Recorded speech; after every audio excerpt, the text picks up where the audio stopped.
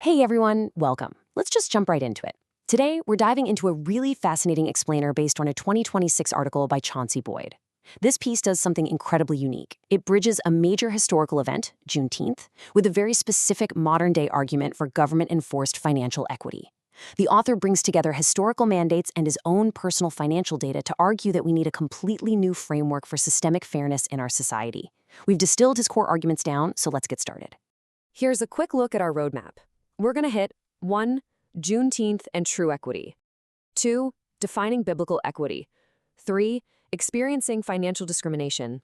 And 4. The role of government. All right, Section 1, Juneteenth and true equity. So the author actually starts by taking us way back to June 19th, 1865. That's when Major General Gordon Granger rolled into Texas with General Order No. 3 to enforce the freedom of enslaved people. But Boyd points out something absolutely crucial here. It literally took the military to make that legal truth an actual reality on the ground.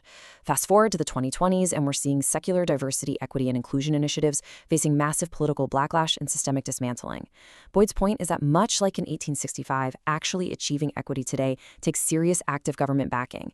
And because secular DEI is getting so much heavy pushback, by 2026, he proposes a completely new framework.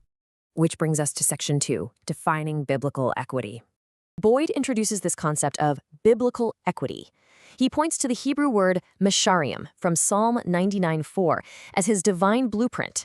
And what's really interesting here is how he uses a deeply theological concept to argue for impartial, secular governance. For him, this isn't about strict corporate quotas or exactness. It's about high similarity and true fairness. It's about literally leveling uneven ground to protect vulnerable people.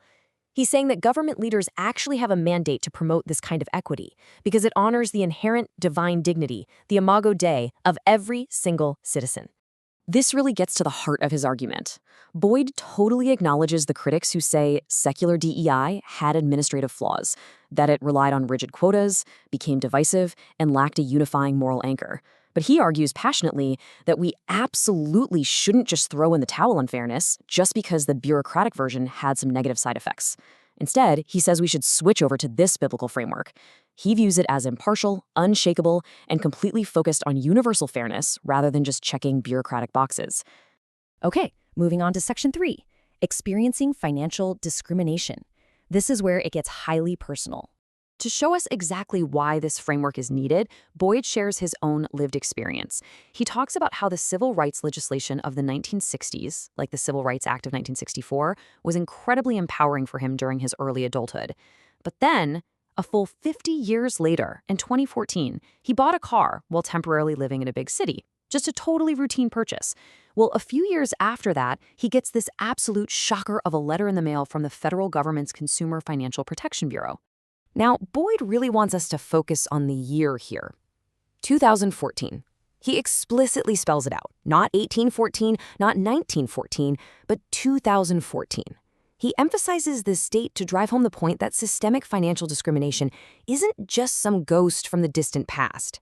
It's a very real, ongoing issue happening quietly, right behind the scenes of our modern financial institutions. So, what did the letter say?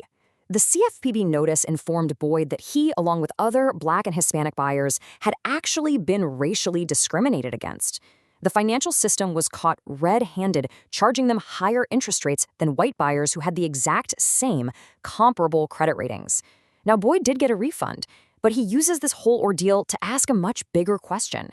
If a tiny individual refund is the only penalty a lender faces, how on earth do we stop this compounding financial harm from spreading across the wider population? I really want you to think about this hypothetical scenario Boyd lays out here, because it takes this abstract idea of interest rates and makes the devastating human impact crystal clear. Boyd was an established adult when this happened to him, but he asks us to imagine a young 19-year-old Black man, maybe with a wife and a young kid, who gets hit with this exact same invisible bias. Boyd argues that, look, even if explicit, in-your-face racism is less common today than it was before the 1970s, this kind of stealthy, systemic bias does a tremendous amount of damage. Because of that discriminatory loan, this young Black man is saddled with higher monthly payments, and that negative cost just compounds over the years. Meanwhile, a 19-year-old white man with the exact same credit profile is enjoying lower monthly payments, lower overall costs, and a significantly easier path to building generational wealth.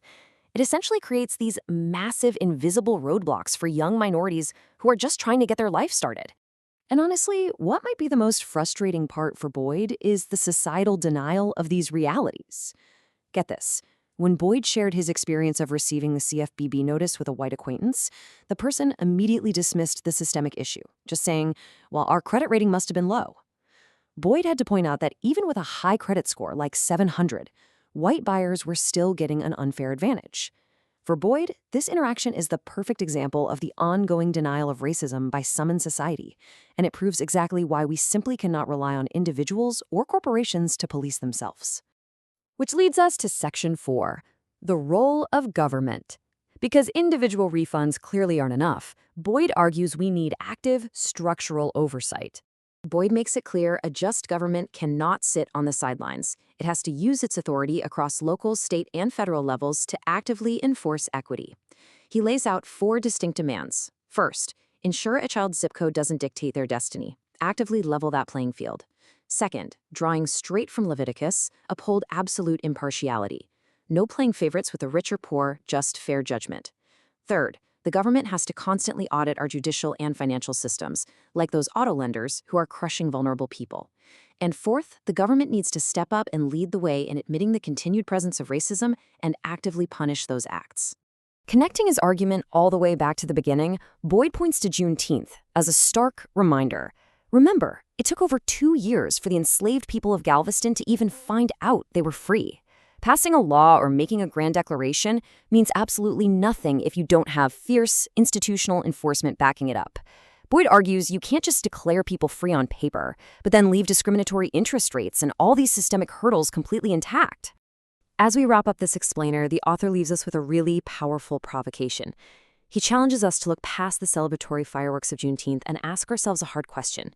If our modern financial systems in 2014 and beyond are still completely capable of such quiet systemic bias, are our current forms of oversight actually fulfilling the promise of 1865?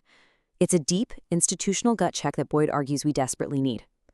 Thanks so much for joining me on this explainer, and we'll see you next time as we continue breaking down the ideas shaping our world.